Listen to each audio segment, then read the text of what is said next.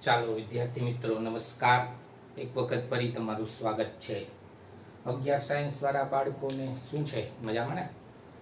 હવે આપણે છેલ્લે દાખલા ઘણા બધા કર્યા હતા અને દાખલા પૂરા થઈ ગયા છે. એમાં અમુક દાખલા બાકી છે જે આપણે હજી વાર છે, સમય નથી આવ્યો. પણ એ પેલા આપણે ખબર છે આગલા લેક્ચરમાં ઓલું પાર્સેક, લાઇટ યર ને બધું પાકું થઈ જાય તો એવડે દાખલા આવડે, નકર ના આવડે. એટલે અત્યારે આપણે એક નાનકડી થિયરી લઈને આ વિડીયો આવ્યા છીએ. એટલે આમાં એક દળનું માપ, અંતરનું માપન પૂરું થઈ ગયું.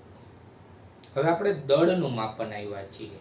તો દળનું માપન સમજાવો. દળનું માપન સમજાવો.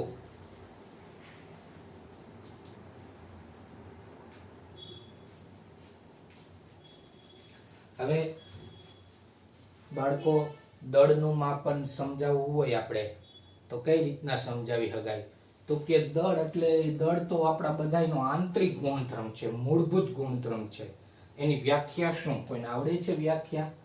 તો કે કોઈ પણ દ્રવ્યનો જથ્થો ભેગો કરો તો એ દ્રવ્યના જથ્થાને પદાર્થનું દળ કહેવાય. કોઈ પણ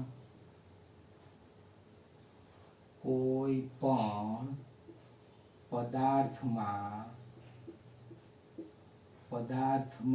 રહેલા દ્રવ્યના જથ્થાને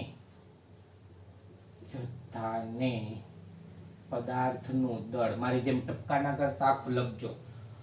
એટલે આ તો તમને આવડતું જ હોય. દળની વ્યાખ્યા કે દળ પદાર્થમાં રહેલા દ્રવ્યનો જથ્થો ભેગો કરીએ આપણે એટલે શું બને? દળ. દાખલા તરીકે ચોક હોય તો ચોકની નાની નાની ભૂકી, નાના નાના કણ સમજીને ગણો તો બધા કણો ભેગા કરી અને એનો આખો જે જથ્થો છે એને આપણે પદાર્થનું શું કહેશું?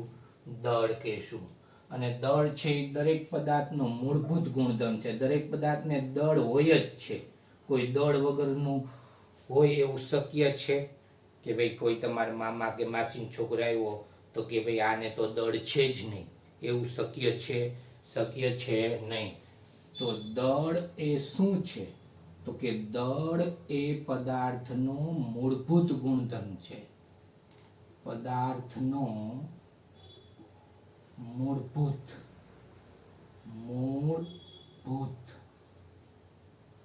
ગુણધર્મ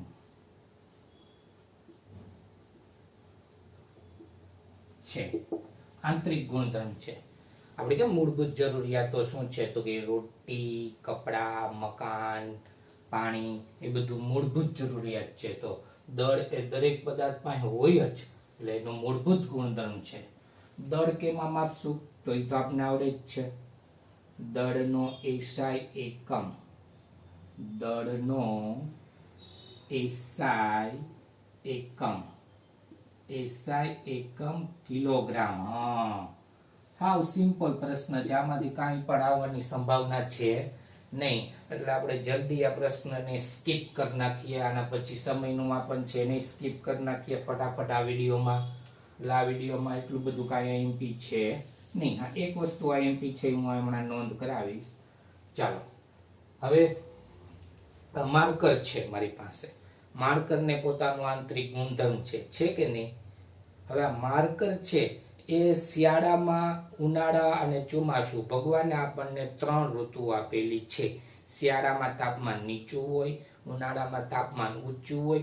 તો માર્કરનો શેપ અને સાઇઝ અર્થાત આકારમાં કાંઈ ફેરફાર થાય, આ માર્કર છે એ નનુકડી થઈ જાય, છે એવી ને એવી રહે. એટલે એના દળમાં કોઈ ફેરફાર થશે નહીં. મારી પાસે ડબ્બો એક છે, આમાં ચોખ્ખા આવી છે લગભગ, ખબર નહીં ચોખ્ખા જ છે. તો આ ડબ્બાની સાઇઝમાં ઉનાળો હોય, ચોમાસું હોય કે શિયાળો હોય, આ ડબ્બાની સાઇઝમાં કોઈ ફેરફાર થશે નહીં. એટલે દળ છે એના ઉપર તાપમાન, દબાણ, દળ છે તાપમાન, દળ એ તાપમાન કે દબાણ પર આધારિત નથી. લાલ બોલપેનથી લખ્યું એટલે થોડુંક આઈએમપી પોઈન્ટ છે કે દળ છે તાપમાન કે દબાણ પર આધારિત નથી. રેડી? હવે કિલોગ્રામ આપણે વાત કરી હતી કે ભાઈ 1 કિલોગ્રામ છે તો 1 કિલોગ્રામ આવ્યું ક્યાંથી? 1 કિલોગ્રામ છે વિદ્યાર્થી મિત્રો, એ આપણને ખબર છે કે BIPM એક આંતરરાષ્ટ્રીય સંસ્થા છે તોલ માપની, જેને સૌપ્રથમ 1 કિલોગ્રામનું છે એ વજનિયું બનાવેલું હતું. પ્લેટિનમ ઇરેડિયમ ધાતુના ટુકડો છે એમાંથી એને બનાવેલો છે અને દેશના એને જુદા જુદા દરેક દેશને આપેલું છે. આપણે પણ આ જે દળની એટલે કે કિલોગ્રામની જે પ્રતિકૃતિ છે, મોડેલ છે કે 1 કિલોગ્રામ કોને કહેવાય, સૌપ્રથમ 1 કિલોગ્રામ જે આ સંસ્થાએ આપણને આપ્યું તો કયા શહેરમાં સૌપ્રથમ આવ્યું? તો કે દિલ્હીમાં. દિલ્હીમાં કઈ જગ્યાએ આવ્યું? તો કે NPL નેશનલ ફિઝિક્સ લેબોરેટરી ખાતે આ આપણને ઇરેડિયમ પ્લેટિનમની ધાતુમાંથી 1 કિલોગ્રામનો નમૂનો કોને કહેવાય એ આપણને આપેલ છે.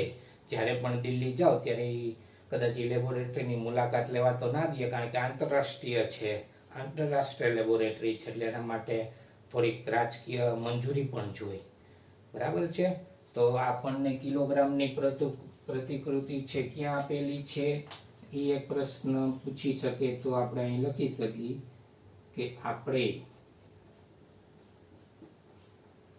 આપણને કિલોગ્રામની પ્રતિકૃતિ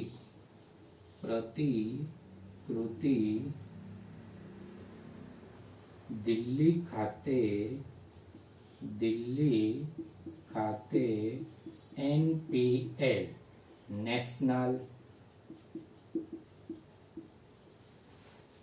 P એટલે ફિઝિક્સ અને લેબોરેટરી, લેબ લખી નાખું છું, લેબોરેટરી આંતરરાષ્ટ્રીય ભૌતિક વિજ્ઞાનની પ્રયોગશાળામાં કિલોગ્રામની પ્રતિકૃતિ છે. નેશનલ એટલે રાષ્ટ્રીય, ફિઝિક્સ એટલે ભૌતિક વિજ્ઞાન, લેબ એટલે પ્રયોગશાળામાં 1 કિલોગ્રામનો નમૂનો કોને કહેવાય એ આપેલો છે. અત્યારે તો આપણને ખબર જ છે. રેડી? તો NPL દિલ્હી ખાતે NPL માં જોવા મળે છે. રેડી? હવે એક નાનકડી એક લીટી સાથે આપણો આ પ્રશ્ન નાનકડો અમથો છે એ પૂરો કરીએ. શું છે? તો કે આપણે બધાયનું વજન ગ્રામમાં માપીએ. કોઈ નાનું વજન હોય તો ગ્રામ છે, એનાથી થોડુંક મોટું હોય તો કિલોગ્રામ છે, એનાથી મોટું હોય તો ટન છે. 1 ટન એટલે 1000 કિલોગ્રામ થાય. Okay, ton. હવે હાવ સૂક્ષ્મ વસ્તુ હોય, દાખલા તરીકે અણુ હોય, પરમાણુ હોય, તો એનું વજન તો આપણને દેખાતા નથી એટલે એને ગ્રામમાં કે કિલોગ્રામમાં માપવા આપણને પોસાય નહીં. તો જો આપણે એને કિલોગ્રામ કે ગ્રામમાં ના માપી શકતા હોય તો એને માપવા માટે કોઈ સ્પેશિયલ વિશિષ્ટ પ્રકારનો એકમ આપણે નક્કી કરવો પડે. સામાન્ય વાત છે કે ભાઈ આપણે તો ઇલેક્ટ્રોનિક વજન કાંટો હોય, એમાં કીડીનું આખું ફેમિલી આવેલું જતું હોય કે મકોડાનું આખું ફેમિલી આવેલું જતું હોય, તો ઈ જે છે એ વજન કાંટો કોઈ પણ અંક દેખાડતો નથી. હવે મકોડો તો અણુની સાપેક્ષમાં મહાકાય પ્રાણી કહેવાય. કેવું પ્રાણી કહેવાય? મહાકાય. તો અણુ ને પરમાણુ તો ખૂબ જ સૂક્ષ્મ છે. તો એને માપવા માટે આ લોકોએ સ્પેશિયલ યુનિટ નક્કી કર્યો છે, જેને કહેવાય, તમારે કેમેસ્ટ્રીમાં આવશે, એટોમિક માસ યુનિટ, AMU. આપણે લખી નાખીએ એ વસ્તુ. બરાબર? આ થોડુંક ચેકીને અથવા અહીંયા લખી નાખીએ કે ભાઈ ખૂબ જ સૂક્ષ્મ અણુઓ કે પરમાણુઓનું દળ કિલોગ્રામમાં માપી શકાતું નથી.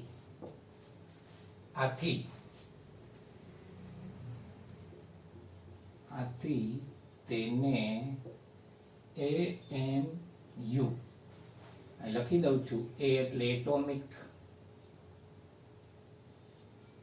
એમ એટલે માસ, માસ એટલે દળ, યુનિટ એટલે એકમ. યુનિટ માં માપવામાં આવે છે, માપવામાં આવે છે. 1 AMU બરાબર કેટલા કિલોગ્રામ? તો કે 1.66 ગુણ્યા 10⁻27 કિલોગ્રામ. રેડી?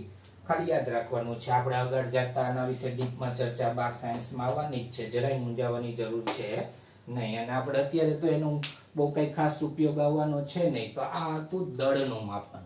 વિડીયો પુશ કરી અને લખી નાખો, આમાં કઈ બહુ જાજુ સમજાવવા જેવું છે નહીં. રેડી? વિડીયો પુશ કરી નાખું, તાલગીનું પંખો ચાલુ કરીશ તો મને ગરમી થાય.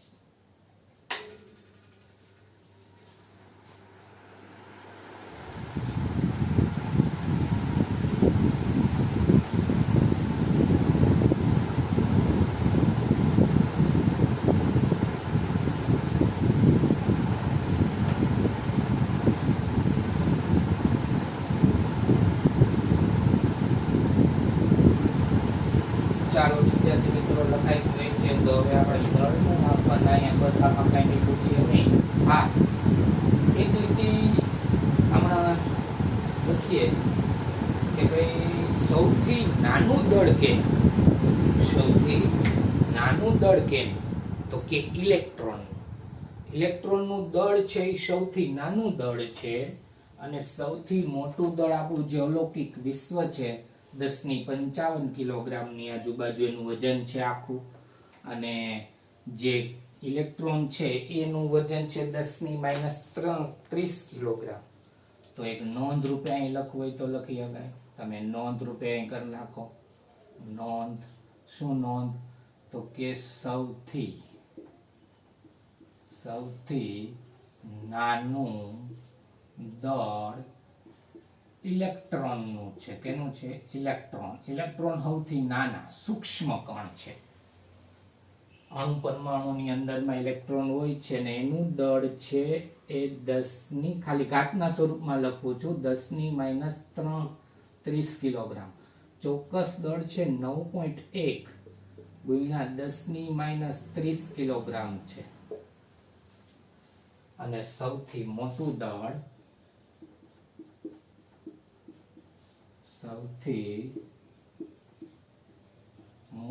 દળ છે એ અવલોકિત વિશ્વ, જેનું વજન છે 10 આખું વિશ્વ, સમગ્ર વિશ્વ 10⁻55 કિલોગ્રામ. રેડી? હવે વિદ્યાર્થી મિત્રો, તમે ટેક્સ્ટ બુક ખોલશો ને એટલે એમાં જુદા જુદા ઇલેક્ટ્રોનનું દળ છે, મચ્છરનું દળ આપ્યું છે, આપણા વાળનું દળ આપ્યું છે, દ્રાક્ષનું દળ આપેલું છે, કે ઓટોમોબાઈલ્સ મતલબ કોઈ કાર હોય એનું વજન આપેલું છે, ગેલેક્સી આપણી છે એનું દળ આપેલું છે. એ બધાયનું દળનું એક કોષ્ટક ચોપડીની અંદરમાં આપેલું છે. એ કોષ્ટક તમે પાકા ચોપડામાં ના ઉતારવો તો કાંઈ નહીં, એક પેજમાં ઉતારી અને મને તમારે વોટ્સઅપ કરવાનું છે, જેથી મને ખબર પડે કે તમે એ કોષ્ટક જોયું. ઓકે? એ યાદ રાખવાનું છે નહીં, પણ મને ખબર પડે કે તમે જોયું એટલે મને તમે ઉતારી કોઈ પેજમાં, રફ પેજમાં કે કોઈ પણ પેજમાં તમારે મને શું કરવાનું છે? વોટ્સઅપ. શું કરવાનું છે? વોટ્સઅપ. તો ચાલો, દળનું માપન અહીંયા પૂરું થાય છે. અને હવે આપણે સમયનું માપન પૂરી ગયા છીએ. ને સમયનું માપન તમારે એનું કાંઈ ઉતારવાનું છે નહીં, ખાલી સાંભળવાનું છે અને જોવાનું છે. દળનું માપન તમે ઉતારી લેજો, પણ સમયનું માપન તમારે ઉતારવાનું છે નહીં. ખાલી સમજાવવા સ્કીપ જ કરી નાખવાનું હતું, પણ આપણે જરાક જોઈ જઈએ, નકર સમયને દુઃખ લાગી જાય. સમયનું માપન. ચાલો વિદ્યાર્થી મિત્રો, સમયનું માપન આપણે પહેલાના જમાનામાં સમયનું માપન છે ને એ સૂર્ય હોય ને, સૂર્યના પડછાયા ઉપરથી, સૂર્યના પડછાયા પરથી સમય નક્કી કરવામાં આવતો પહેલાના જમાનામાં. બરાબર છે. તો આપણે તમારા દાદા કે દાદી હોય એને પૂછી લેજો, એને કદાચ છે ને એને હજી ઉઠવા માટે છે ને કોઈ ઘડિયાળની જરૂર ન પડે. એ આમ સૂર્યનો પડછાયો જોઈ લે ને તો એના ઉપરથી નક્કી કરી લે. ને તમે યુટ્યુબમાં જોઈ લેજો કે એ લોકો કઈ રીતના સૂર્યના પડછાયો પરથી સમય નક્કી કરતા. આપણા જે મારા દાદીમાં આવે તો વયા ગયા ને એને ઘડિયાળ ના જોઈ, તો આમ સૂર્યના તડકા ઉપરથી કહી દે કે અત્યારે 12 થયા છે, તો 12 નિયર અબાઉટ 11:30 ની આજુબાજુ હોય. બરાબર છે. સૂર્યના પડછાયો પરથી પેલા સમય નક્કી કરવામાં આવતો. પછી રેત ઘડિયાળ આવી હતી, યાદ છે ને? રેત ઘડિયાળ કઈક આ ટાઈપની હોય કે નહીં? આમ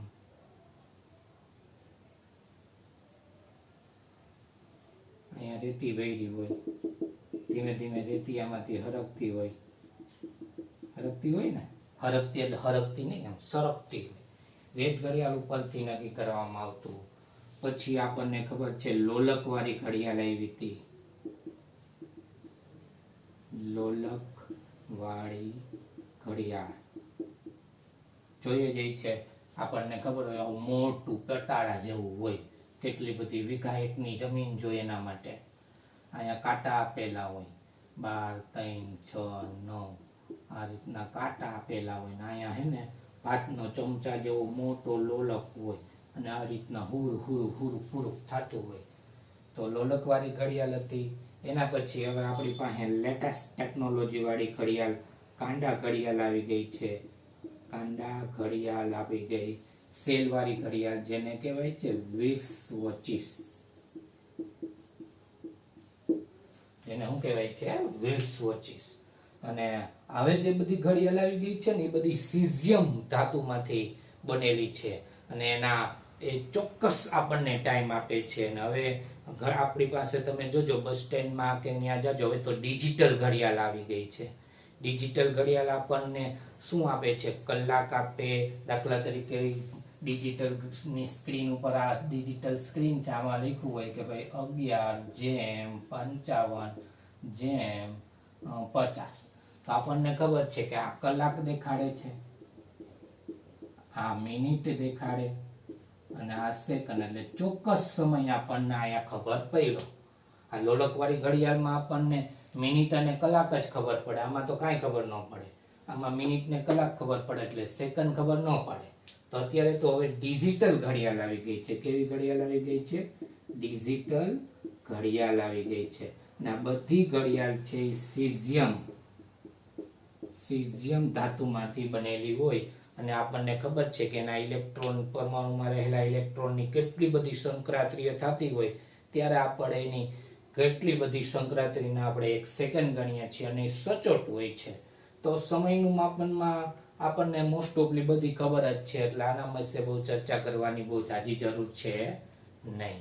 બધા વિદ્યાર્થી મિત્રોને ફરી એક વખત કહી દઉં કે સમયનું જે માપન છે એ ઉતારવાની જરૂર છે નહીં.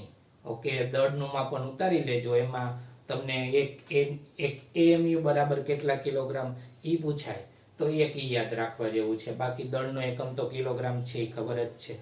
ખબર છે ને? ઓકે, તો બસ આ વિડીયોમાં એટલું જ.